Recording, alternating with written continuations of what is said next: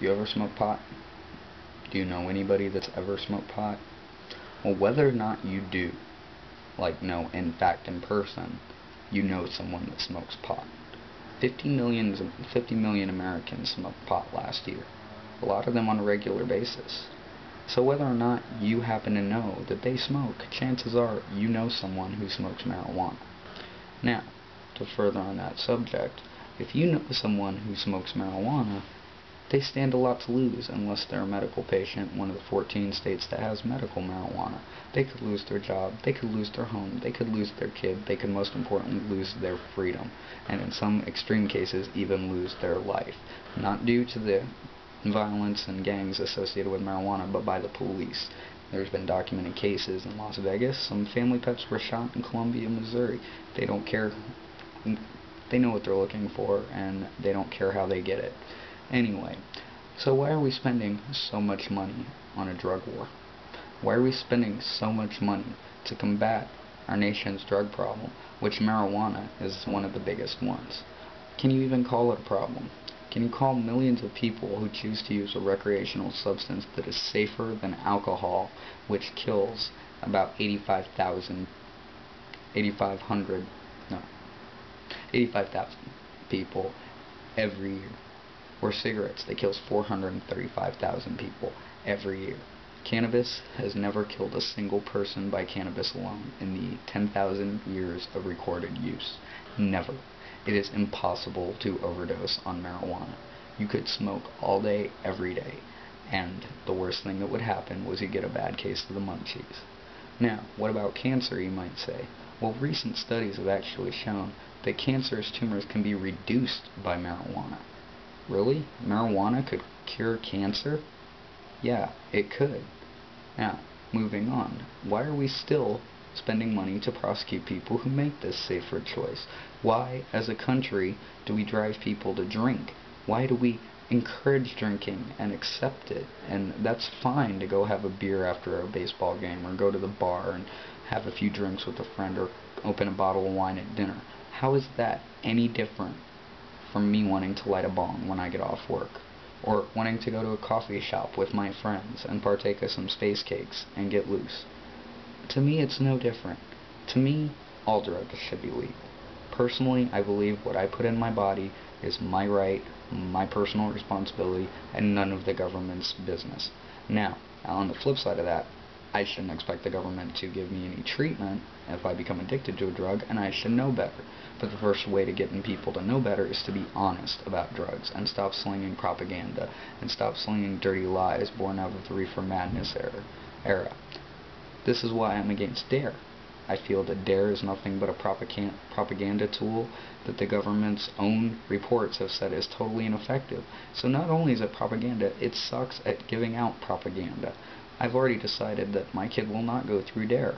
I highly recommend everybody else to pull their kids out of DARE. Drug education starts at home, and it starts with you being honest with your kids about the dangers and about the positive effects drugs can have. And when it comes to marijuana, the positive effects far outweigh the danger. It's a stress reliever. It helps with stomach issues, nausea, cramping, what have you. It helps with glaucoma. It helps with wasting syndrome.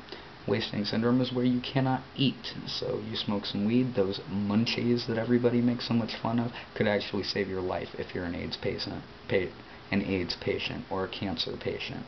Okay? So don't make fun of the munchies, because that could save your life. And marijuana works for so many other things.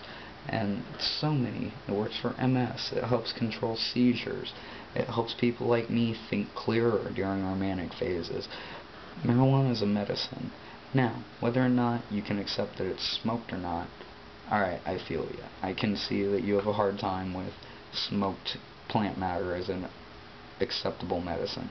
Well, there's these amazing things called vaporizers, which unlock the chemicals in marijuana, primarily delta-9 THC, which tetrahydrocannabinol, which is the primary psychoactive ingredient in marijuana, and it does it without combusting plants. It just releases the active chemicals. So you're really not inhaling any burnt plant matter. It's more like a vaporizer or a mister or an inhaler, right? And of course there's always the option of eating your marijuana. You see, marijuana is very, very good in cooking. It's not water soluble, so you put it in some butter or something and you can bake with it, you can make pizza with it, whatever, all having the same medical effects that smoking it would. So your cancer problem, if marijuana caused cancer, which it does not, as I just said, it reduces cancerous tumors, it wouldn't even be an issue. Now, of course, there's still also the fact that we can tax and regulate marijuana when we legalize it, making all sorts of revenue in both taxes and saving money that we're not spending on this failed drug war.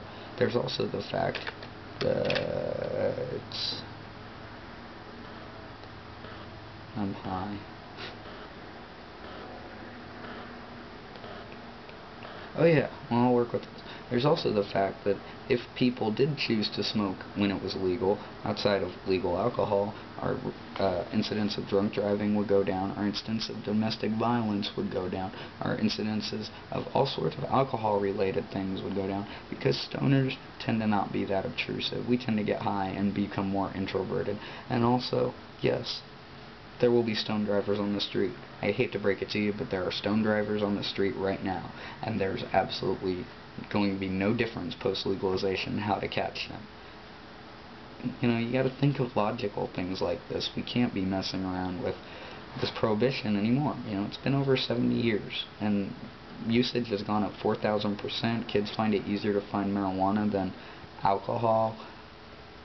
We're growing our own and importing it and exporting even. It's time to admit that the prohibition of marijuana has been a failure. And that's not even going into hemp. Hemp can make clothes, hemp can make fuel. Yeah, did you know that? That 1 acre of hemp can make up to, like, I think 5,000 gallons of biodiesel? And that's renewable. Renewable. We have an energy crisis in the world today. All our oil is depleting, all our oil is drying up. We hear it left and right, it's time to go green. Well, it's time to really go green. Let's start growing hemp for energy. Furthermore, you can make things like plastic out of hemp. What you currently use for oil, we can make out of hemp. Henry Ford actually made the body of a car out of hemp and tested its durability by hitting it with an axe. There's an awesome picture of it in Martin Booth's Cannabis. Awesome book. I suggest everybody read it. Anyway, hemp is a versatile, amazing plant, and it's illegal too, just like marijuana, even though hemp has none of the psychoactive properties as marijuana. None of this makes any sense to me. We've wasted all this money, we've destroyed countless lives, and the drug is still out there, and it's still easy to get to. It's about time that we start thinking sensible, and we start going, why isn't this working? Prohibition just doesn't work. That's all there is to it.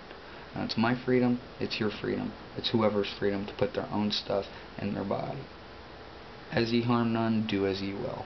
I don't know if that's the doctors or the pagans, but somebody says that, and I agree. And if I choose to take a drug that makes me want to stay at home, take a nap, have a glass of, or hang out with my wife, have a cup of coffee, glass of soda, whatever, you know, watch a movie, it doesn't make me want to go kill. It doesn't make me even really want to, you know, that particularly energetic. You have to, like, kind of just want to be out doing anything anyway, and marijuana just makes you feel more the way you already felt. So if you're feeling active, you go out, you know, have fun, but you're not going to go kill people. You're going to go play a baseball game. I go skate. I like skating, you know. I mean, it's not a dangerous drug. It never was. It was propaganda that made it dangerous. That's the truth. Whether or not you like it, that's what's up with marijuana. You should help end the drug war. Visit www.normal.org or www.joconormal.org and all sorts of crazy ass links out there. Just get informed. The truth is out there. I hate to use an X-File quote, but the truth is out there. And all you gotta do is look for it. Keep up, people. Peace.